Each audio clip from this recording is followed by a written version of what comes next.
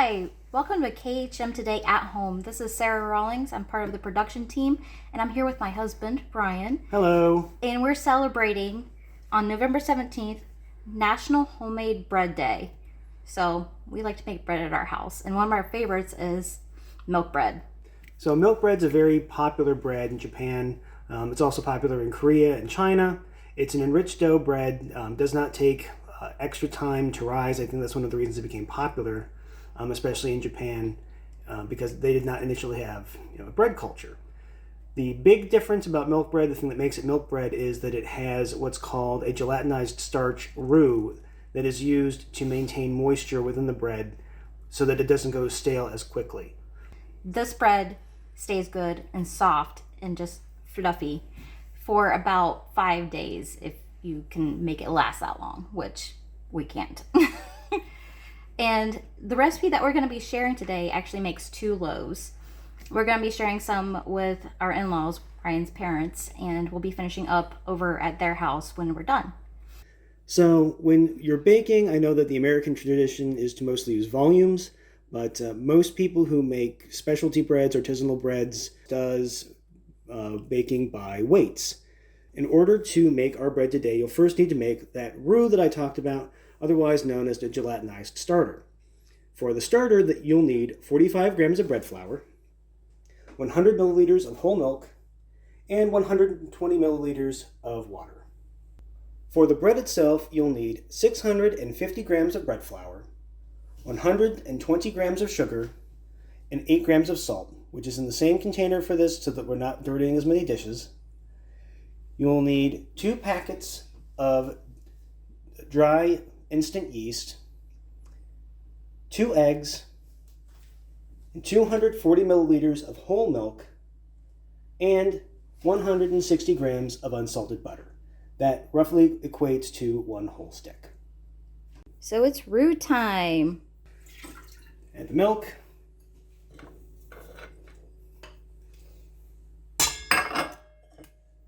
Add the water.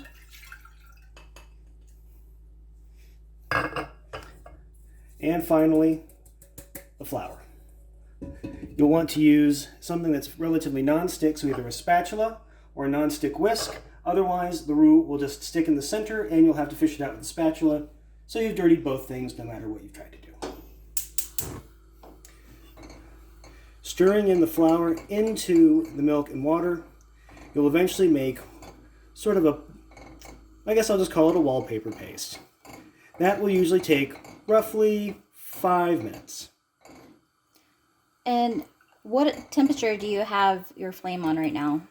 I usually use a medium flame. You don't want a high flame, otherwise you risk burning the bottom of your roux before everything becomes fully incorporated. You want to keep your roux stirring pretty regularly, otherwise again you get the chance that the bottom will burn. You don't have to stir it constantly if you don't want to, but definitely don't walk away from it.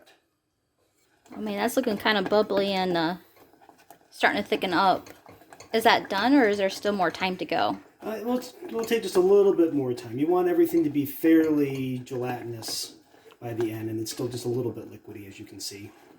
And obviously, if things get too bubbly, you can turn your heat down, let things go a little bit more slowly. That might take another 30 seconds or a minute, but again, you don't want this burned, because once you've burned it, you may as well just start over.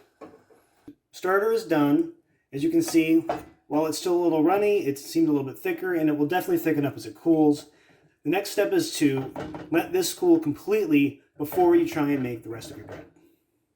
All right, while you're waiting for your starter to cool, you can mix the dry ingredients.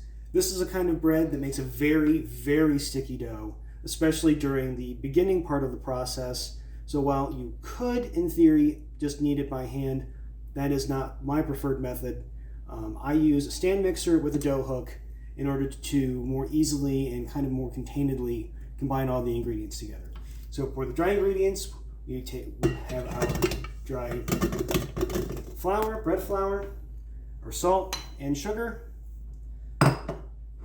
and our yeast.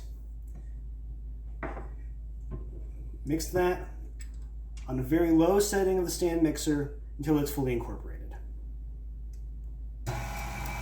Next step in making the bread is adding the milk, eggs, and starter. You want your milk to be approximately 100 degrees, a little bit lower, a little bit higher is fine. Just remember that yeast is a living organism.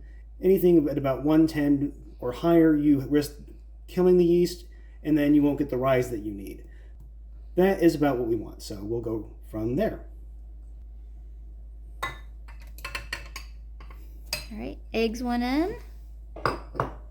Oh, and the starter. And the starter, as you can see now that it's cooled, it's very, very sticky, very gelatinous. Back to the old 80s about Jello pudding.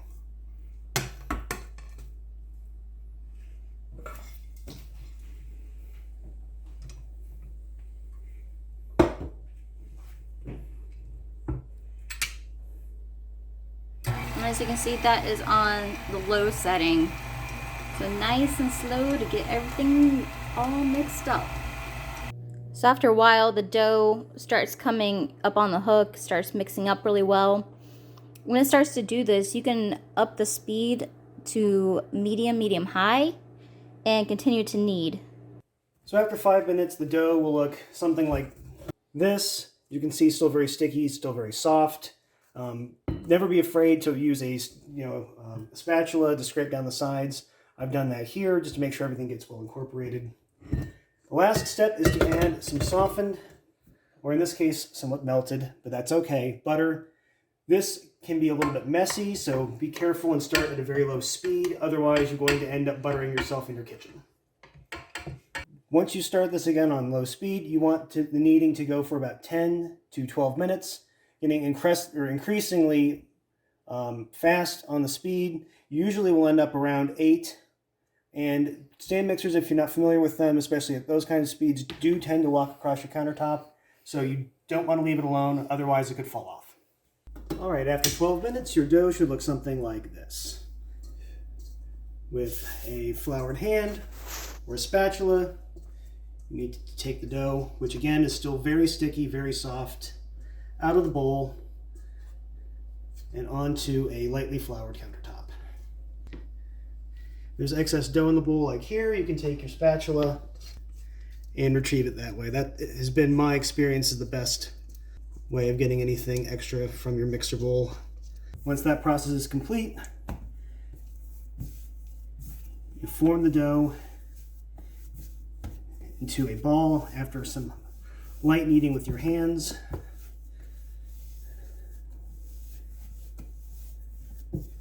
Again, this dough is still going to be very soft and tacky,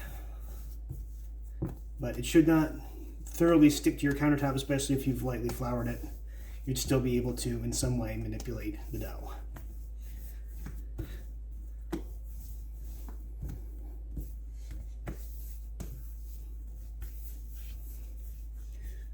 Once you have your dough in a ball, you want to take a lightly buttered bowl of some kind, take it from the countertop,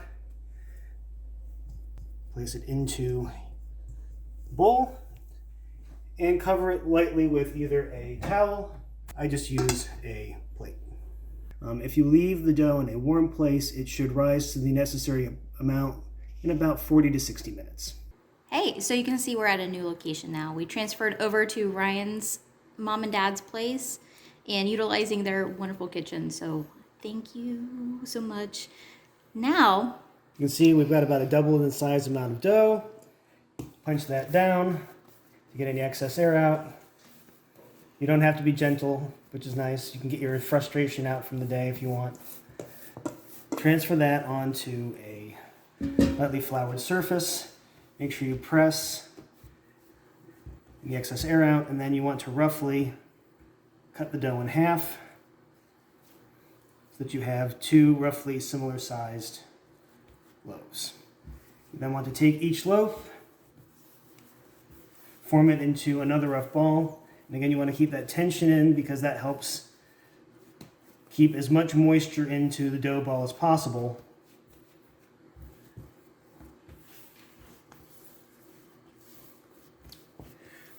At this point, the butter should be thoroughly enough incorporated that you don't need much, if any, flour, but I always use a little bit to be on the safe side because this is such a sticky dough. Once you've gotten to that step, you cover each with light cling film and let proof for an additional 15 minutes.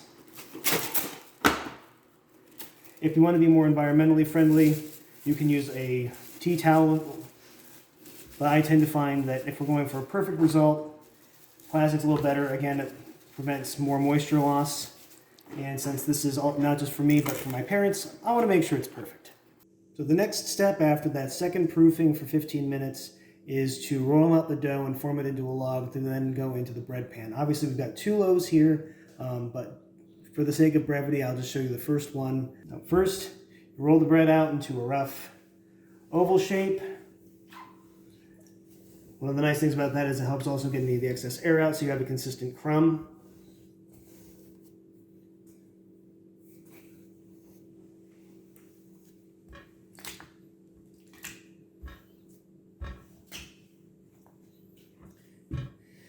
Then fold the first 3 inches on the top in. Do the same for the second, or for the bottom, kind of like a letter. Then you roll your dough into a rough log, pinching in the sides so that you get a nice seam and some good surface tension from that log. You then place your dough into a buttered baking sheet. These are actually specifically made for milk bread. That's how much we like it. It gives it a nice square shape, like they have it in Japan and China. And then you cover your pan and let it cover your pan with the top here and let it proof for another 30 to 40 minutes.